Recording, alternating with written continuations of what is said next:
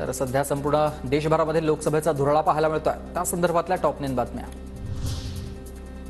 रत्नागिरी रायगडमधील प्रचार सभांना भास्कर जाधवांची दांडी। भास्कर जाधवांच्या अनुपस्थितीमुळे पुन्हा नाराजीच्या चर्चा सुरू।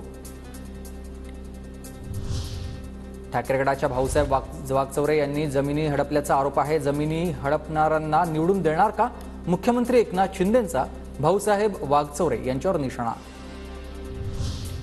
ओमराजे निंबाळकर आणि अर्चना पाटलांकडून परस्पर विरोधी आचारसंहिता भंगाची तक्रार। निवडणूक आयोगाची दोघांना नोटीस। सभेत पैसे देऊन गर्दी जमवल्याचा ओमराजेंचा आरोप आहे। तर ओमराजेंचा तेरणा हॉस्पिटलबाबतचा आरोप चुकीचा। अर्चना पाटलांची ही तक्रार। सुप्रिया सुळेंनी माझी विचारपूस केल्याची बातमी खोटी। सुप्रिया सुळेंनी काहींना खोटी बातमी करण्यास सांगितलं। जय पवारांचा सुप्रिया सुळेंवर आरोप। महायुतीचे शिरूरचे उमेदवार शिवाजीराव आढळराव पाटील आंबेगावच्या दौऱ्यावर। भागडी गावामध्ये जेसीबी मधून फुलं उधळत स्वागत।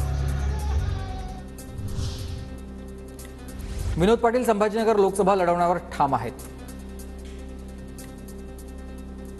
मी कालही या भूमिकेवर ठाम होतो। मला महायुतीने तिकीट दिलं तर मी लढणार आहे। मी आजही या ठिकाणी ठाम आहे की तिकिटामध्ये बदल नाही झाला तरी मी ही निवडणूक। माढा लोकसभा मतदारसंघात शरद पवारांच्या 6 सभा होणार। धैर्यशील मोहिते पाटलांच्या प्रचारार्थ सभेचं आयोजन 24 एप्रिल ते 2 मे दरम्यान मोडनिंब, करमाळा, सांगोला, दहिवडी, फलटण आणि अकलूजमध्ये सभा होतील। राहुल गांधींची 24 एप्रिलला सोलापुरात सभा। महाविकास आघाडीच्या उमेदवार प्रणिती शिंदे यांच्या प्रचारासाठी सभा होणार। राष्ट्रवादी काँग्रेस अजित पवार गटाचा जाहीरनामा प्रसिद्ध। यशवंतराव चव्हाण यांना भारतरत्न देण्यासाठी प्रयत्न करणार। मराठी भाषेला अभिजात भाषेचा दर्जा देण्याची मागणी करणार। शेतकरी सिंचन आदी मुद्द्यांचा समावेश।